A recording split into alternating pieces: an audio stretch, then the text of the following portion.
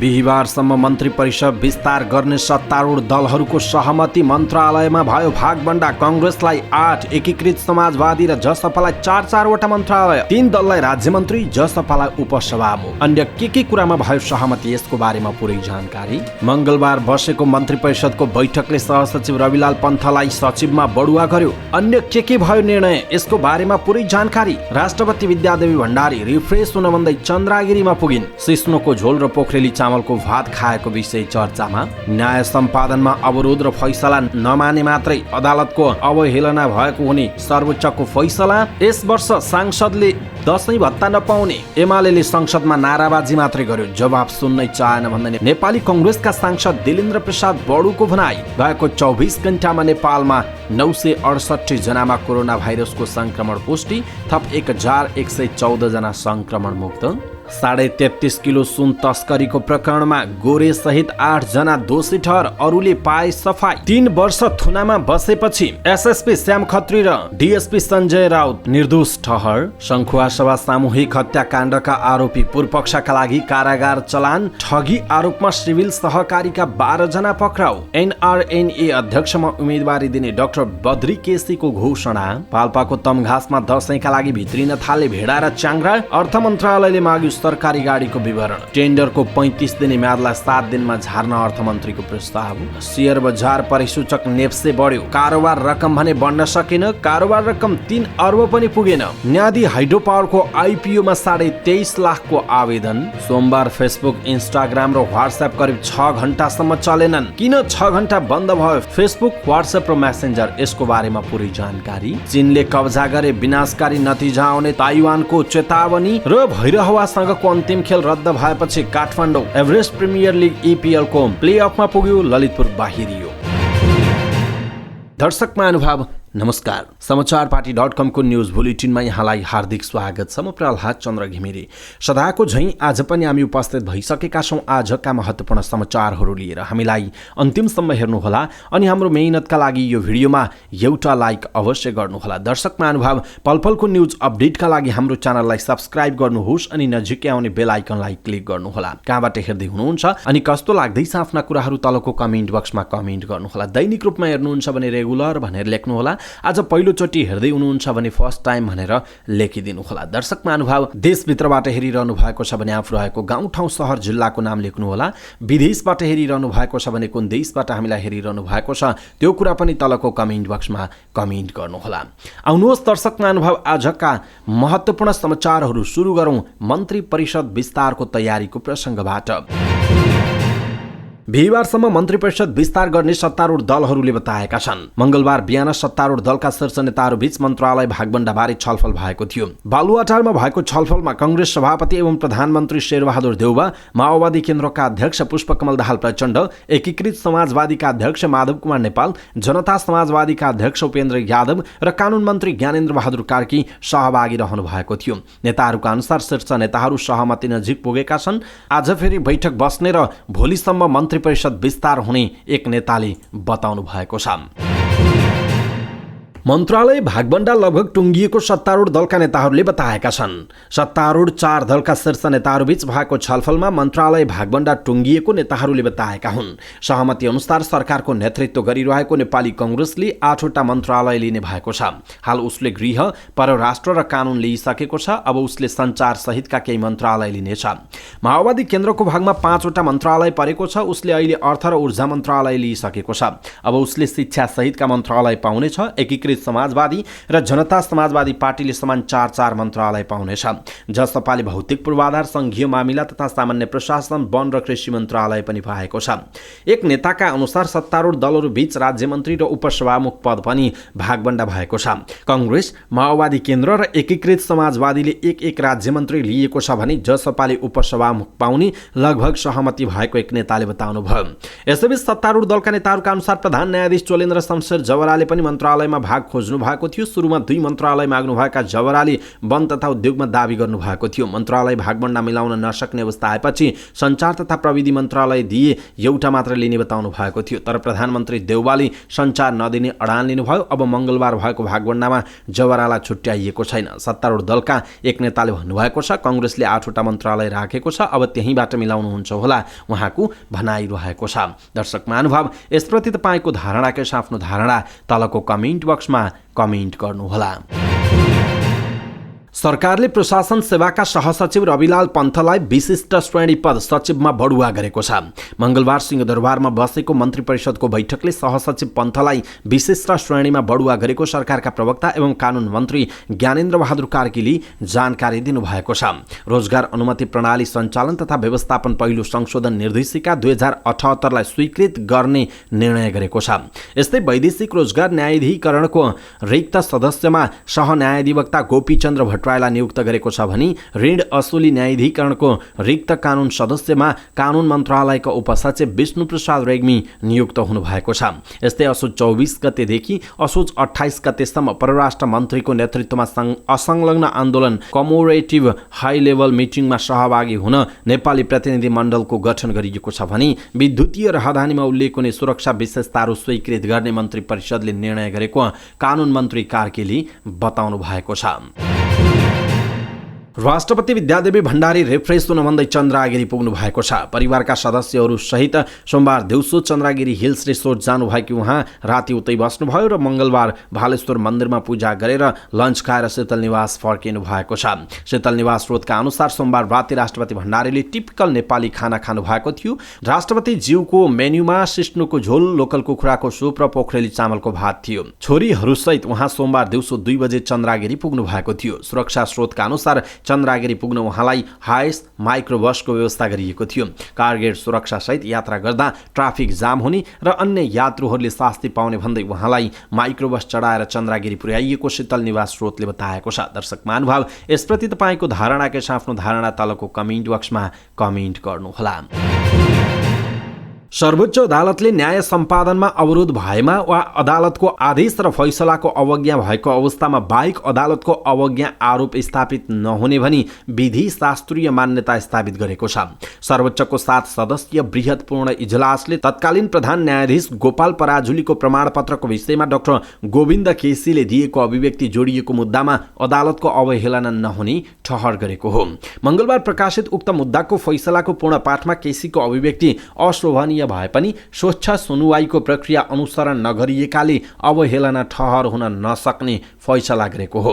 गोपाल पराजुलीको प्रमाणपत्रको हकमा भने कान्तिपुर दैनिकका प्रकाशकदेखि संवाददातासम्मलाई अवहेलनामा कारबाही गर्न नमिल्ने फैसला गरेको जनाइएको छ।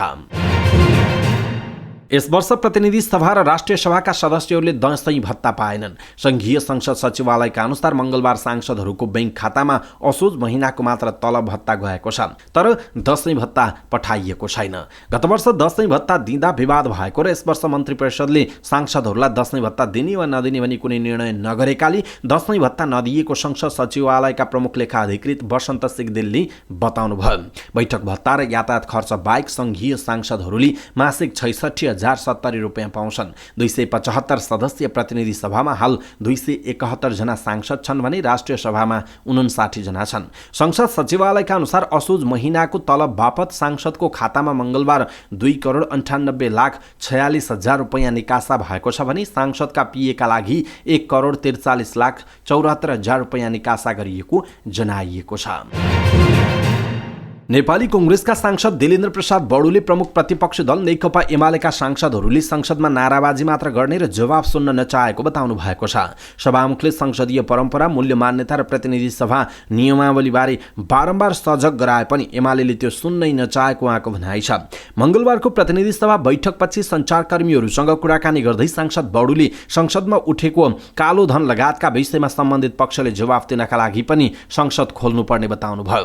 कालो धनको नारा दिनु भन्नुहुन्छ त्यसको जवाफ दिने कसले? उहाँले एकोहोरो नारा त लगाइरहनु भएको छ। संसदीय परम्परा मान्यता र हाम्रो प्रतिनिधि सभा नियमावलीले भनेका विषयहरू सभामुखले एकोहोरो सुनाइरहनु भएको छ, तर उहाँहरू त्यसलाई सुन्न तयार हुनुहुन्न। उहाँले भन्नुभयो सम्बन्धित पक्षले जवाफ दिन्थ्यो होला हाउसमा, हाउस चल्न दिएको भए।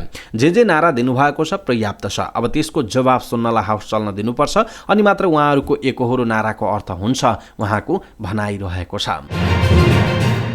गएको 24 घण्टामा नेपालमा 968 जनामा कोरोना भाइरसको संक्रमण पुष्टि भएको छ। 11,852 पीसीआर परीक्षण गर्दा 762 जना र 4,460 एन्टिजेन परीक्षण गर्दा 206 जना गरी 9,968 जनामा कोरोना भाइरसको संक्रमण देखिएको स्वास्थ्य तथा जनसङ्ख्या मन्त्रालयले जनाएको छ। यस्तै गएको 24 घण्टामा कोरोना संक्रमणबाट 6 जनाको मृत्यु भएको छ भने 1,114 जना निको भएका छन्। मंगलबार थपिएका सँगै नेपालमा कोरोना संक्रमितको कुल संख्या 7,98,766 पुगेको छ। यो सँगै नेपालमा मृत्यु हुनेको संख्या 11,180 पुगेको छ भने 7,71,338 जना संक्रमण मुक्त भएका छन्। मन्त्रालयका अनुसार हाल देशभर सक्रिय संक्रमितको संख्या 16,248 जना रहेका छन्, जसमध्ये 15,117 जना होम आइसोलेसनमा रहेका छन् भने 1,131 जना संस्थागत आइसोलेसनमा छन्। कोरोनाका बिरामी मध्ये 335 जना आइसियु र 122 जना भेन्टिलेटरमा उपचाररत छन्। त्यस्तै 237 जना क्वारेन्टिनमा रहेको जनाइएको छ। 33.5 किलो सुन तस्करी प्रकरणमा भरिया सनम साकेको हत्यामा संलग्न 8 जना दोषी ठहर भएका छन् भने 48 जनाले सफाई पाएका छन्। हत्यामा जन्म कैद पाउनेमा गोरे भनिनी, चुडामणी उप्रेती, टेकराज मल्ल ठकुरी, लाक्पा शेर्पा, मोहन काफ्ली, नरेन्द्र कार्की, भोजराज भण्डारी रहेका छन्। 6 महिना कैद सजाय सुनाइएको जनाइएको छ। पक्राउ परेका प्रहरी मध्ये 8 जना त्यतिबेलै धरौटी र साधारण तारेक प्रहरी वरिष्ठ उपरीक्षक एसएसपी श्याम खत्री र प्रहरी नायब उपरीक्षक डीएसपी सञ्जय राउत चाहिँ अहिलेसम्म कारागारमै थिए। उच्च अदालत मोरङले 28 भदौ 2075 मा उनलाई थुनामै राखेर अनुसन्धान प्रक्रिया अगाडि बढाउन आदेश दिएको थियो। त्यसबेला राउतले विमानस्थल प्रहरी कार्यरत रहँदा गोरे समूहबाट 12 लाख रुपैयाँ लिएर तस्करीमा सहयोग गरेको सरकारी छानबिन समितिले दाबी गरेको थियो। एसएसपी खत्रीलाई पनि 5 माघ 2075 मा उच्च अदालतले थुनामै राखेर प्रक्रिया अगाडि बढाउन आदेश दिएको थियो। सरकारी छानबिन समितिले खत्रीले 3 पटक गरेर 1,12,42,000 रुपैयाँ बुझेको बताएको थियो। अदालतले दुवैजनालाई 3 वर्षपछि सफाई दिएको छ। उनीहरूलाई राखिएको क्षेत्रीय कारागार सुनसरीका निमित्त जेलर राजेन्द्र कार्की भन्नुहुन्छ, फैसलाबारे मैले पनि सुने, साँझ 5 बजेसम्म आदेश आयो भने उहाँहरूलाई कारागारबाट विदाई गर्छौं, उहाँको भनाइरहेको छ। प्रकरणमा मुछिएका पूर्व डीआईजी गोविन्द प्रसाद निरौला, एसएसपी दिवेश लोहनी हाल डीआईजी, प्रहरी उपरीक्षक एसपी विकास राज खनाल, प्रहरी नायब उपरीक्षक डीएसपी प्रजित केसी, प्रहरी नायब निरीक्षक सही बालकृष्ण सञ्जेल, प्रहरी हवलदार अमरबहादुर थापा मगर र प्रहरी जवान विष्णु खड्काले पनि सफाई पाएको जनाइएको छ। शङ्खुवा सभाको मादी नगरपालिका 1 उम्लिङ खोला गाउँमा भएको 6 जनाको हत्यामा संलग्न आरोपीलाई अदालतले थुनामा राख्न आदेश दिएको छ। शङ्खुवा सभा जिल्ला अदालतले 4 जना अभियुक्तहरूलाई पूर्वपक्षका लागि थुनामा राख्न आदेश दिएको हो। मादी नगरपालिका 1 उम्लिङ खोला गाउँका खड्गबहादुर कार्की, लोकबहादुर कार्की, रणबहादुर कार्की र हस्तबहादुर कार्कीलाई सोमबार पूर्वपक्षका लागि थुनामा राख्न आदेश दिएको अदालतका सूचना अधिकारी दिल्ली प्रसाईले जानकारी दिनुभयो। अदालतले 17 वर्षीय नरेश कार्कीलाई बाल सुधार गृह विराटनगर पठाउन आदेश दिएको जनाइएको छ। गत भदौको 21 गते बिहान मादी 1 उम्लिङ खोला गाउँ स्थित 52 वर्षीय तेजबहादुर कार्की, 84 वर्षीय उनकी आमा पार्वती कार्की, 52 वर्षीय श्रीमती कमला कार्की, बुहारी 32 वर्षीय रञ्जना कार्की, नाति 8 वर्षीय दिपेन कार्की र नातिनी 5 वर्षीय गोमा कार्कीको सामूहिक हत्या भएको जनाइएको छ। हत्या भएको थियो। एउटा सहकारीका सञ्चालक तथा कर्मचारीले संगठित रूपमा नै सहकारी ठगी गरेको पाइएको छ। नेपाल प्रहरीको केन्द्रीय अनुसन्धान ब्युरो सीआईबीका अनुसार सहकारी ठगी गरेको आरोपमा प्रहरीले पूर्व कर्मचारी सहित विभिन्न पदमा कार्यरत 12 जनालाई पक्राउ गरेको छ। उनीहरूले काठमाडौँको सोल्टिमोड स्थित civil saving and credit cooperative लिमिटेडमा जम्मा भएको रकममा ठगी गरेको ब्युरोका प्रहरी उपरीक्षक श्याम कुमार महतोले जानकारी दिनुभयो।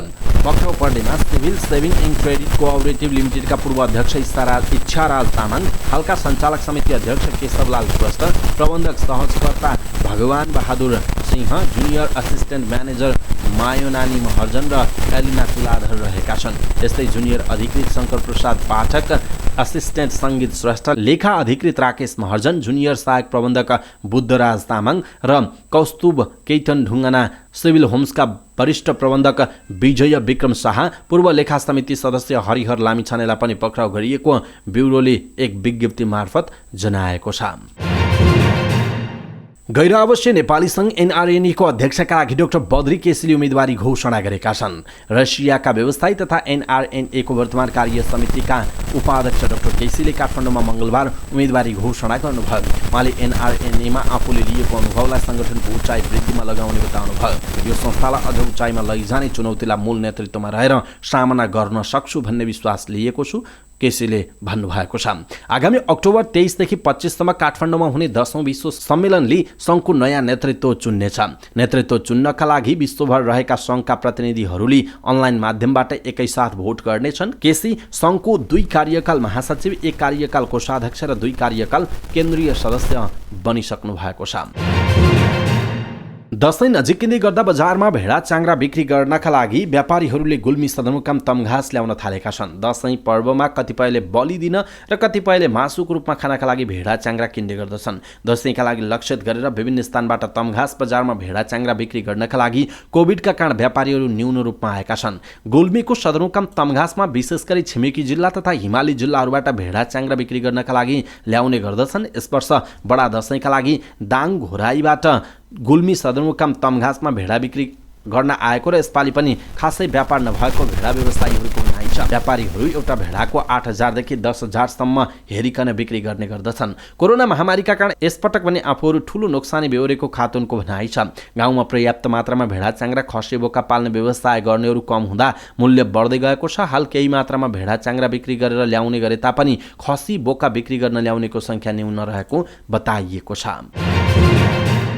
अर्थ मन्त्रालयले सरकारी गाडीको विवरण माग गरेको छ। संसदको दिगो विकास तथा सुशासन समितिमा अर्थमन्त्री जनार्दन शर्माले पुराना गाडी कति कुन अवस्थामा छन् भन्ने विवरण आफूले माग गरेको जानकारी दिनुभयो।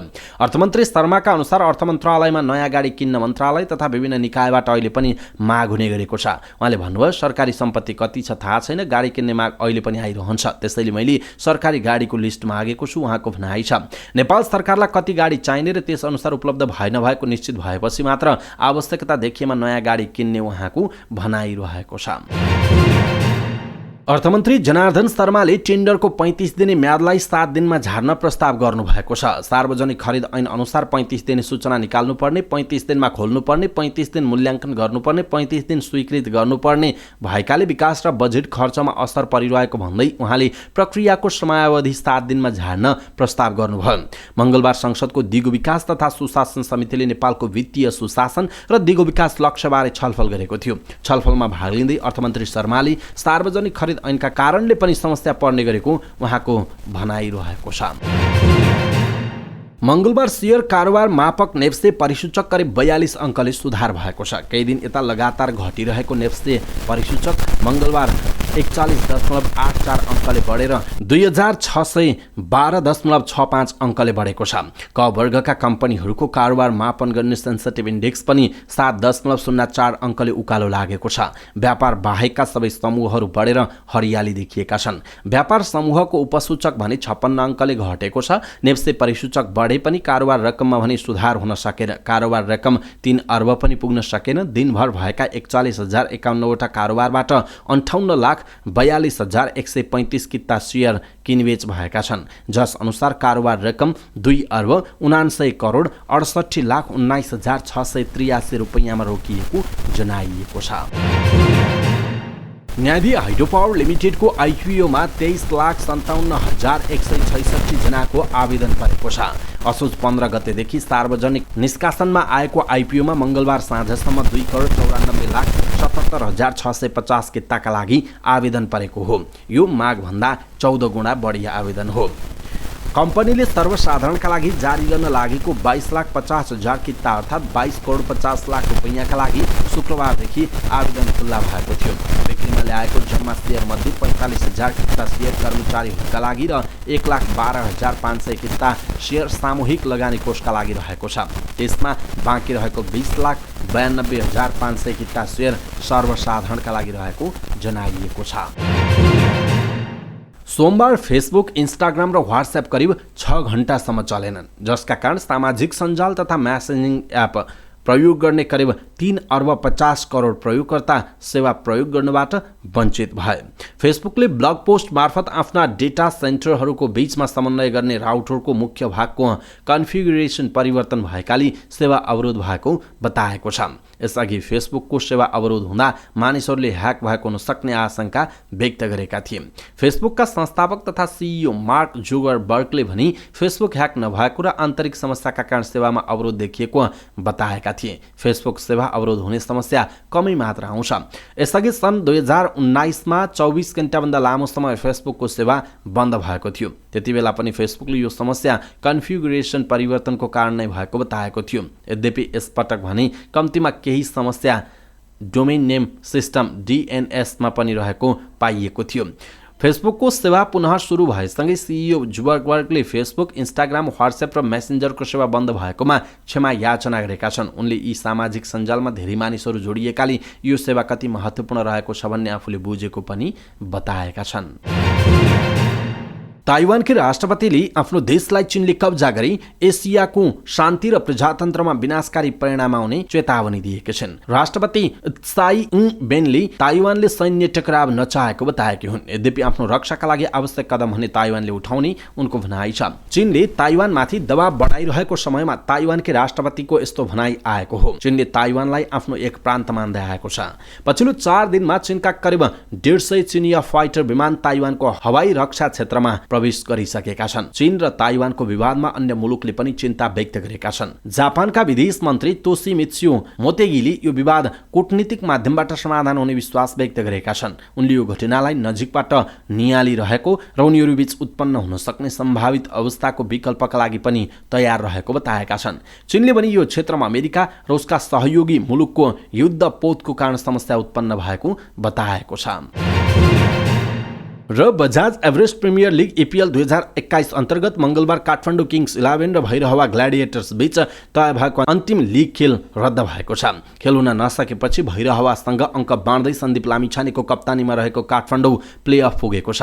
उता साबिक विजेता ललितपुर पेट्रियट्स पनि काठमाडौँ समान अङ्क रहे पनि नेट रन रेटमा पछि पर्दै लिग चरणबाट बाहिरिएको छ। काठमाडौँ र भैरहवा बीच मंगलबार 9:30 बजे खेल सुरु हुने तालिका थियो, तर सोमबार परेको भारी वर्षाका कारण टियु मैदानको आउटफिल्ड भिजेर गिलो भएकाले खेल खेल्न लायक नभएपछि खेल रद्द भएको हो। खेल नभएपछि काठमाडौँ र भैरहवाले 1-1 अङ्क बाँडे। 5 खेलबाट 3 अङ्क जोडेको काठमाडौँ चौथो स्थानमा रहेर प्लेअफ पुगेको हो। भैरहवालाई भने खेल नहुँदा घाटा लाग्यो। भैरहवा र पोखरा राइनोजको समान 7 अङ्क रहे पनि भैरहवा रन रेटमा अघि थियो, तर लिगमा धेरै खेल जितेको आधारमा अङ्क तालिकामा अघि रहने प्रावधान रहेकाले पोखरा दोस्रो र भैरहवा तेस्रो स्थानमा रह्यो। पोखराले 3 खेल जित्दा 1 खेलमा अङ्क बाँडेको थियो। भैरहवाले 2 खेल जित्दा 3 खेलमा अङ्क बाँडेको थियो। पोखरा र भैरहवा बीचको खेल वर्षाले अवरुद्ध हुँदा अङ्क बाँडिएको हो। त्यस्तै भैरहवाले ललितपुरसँगको खेल टाई हुँदा अङ्क बाँडेको थियो। लिगमा 5 मध्ये 4 खेल जित्दै 8 अङ्क जोडेको चितवन टाइगर्स पहिलो स्थानमा रह्यो। साबिक विजेता ललितपुरसँगै दोस्रो संस्करणको विजेता विराटनगर वारियर्स पनि लिग चरणबाट बाहिरिएका छन्। अब बुधबार हुने पहिलो क्वालिफायरमा चितवन र पोखरा बीच खेल हुनेछ। यस खेलको विजेता फाइनलमा पुग्नेछ। खेल बिहान 9:15 बजे सुरु हुने बताइएको छ। यस खेलमा पराजित हुने टोलीले भने दोस्रो एलिमिनेटर खेल्न पाउनेछ। आज नै पहिलो एलिमिनेटरमा भैरहवा र काठमाडौँ बीच खेल हुनेछ। यस खेलको विजेता दोस्रो एलिमिनेटरमा पुग्नेछ भने पराजित हुने टोली बाहिरिनेछ। भैरहवा र काठमाडौँ बीचको खेल दिउँसो 1:15 बजे सुरु हुने बताइएको छ। हवस् त दर्शक महानुभाव, आजका महत्त्वपूर्ण समाचारहरू यति नै। हामीले प्रस्तुत गरेका समाचारहरूप्रति तपाईँको धारणा के छ आफ्नो धारणा तलको कमेन्ट बक्समा कमेन्ट गर्नुहोला। हाम्रो मेहनतका लागि यो भिडियोमा एउटा सानो लाइक अवश्य गर्नुहोला। दर्शक महानुभाव, पलपलको न्युज अपडेटका लागि हाम्रो च्यानललाई सब्स्क्राइब गर्नुहोस् अनि नजिकै आउने बेल आइकनलाई क्लिक गर्नुहोला। कहाँबाट हेर्दै हुनुहुन्छ अनि कस्तो लाग्दैछ आफ्ना कुराहरू तलको कमेन्ट बक्समा कमेन्ट गर्नुहोला। दैनिक रूपमा हेर्नुहुन्छ भने रेगुलर भनेर लेख्नुहोला। आज पहिलोचोटि हो भने फर्स्ट टाइम भनेर लेखिदिनुहोला। पलपलको न्युज अपडेटका साथ फेरि हाम्रो भेट हुनेछ। तपाईँ समाचारपाटी.com हेर्दै गर्नुहोस्। नमस्कार।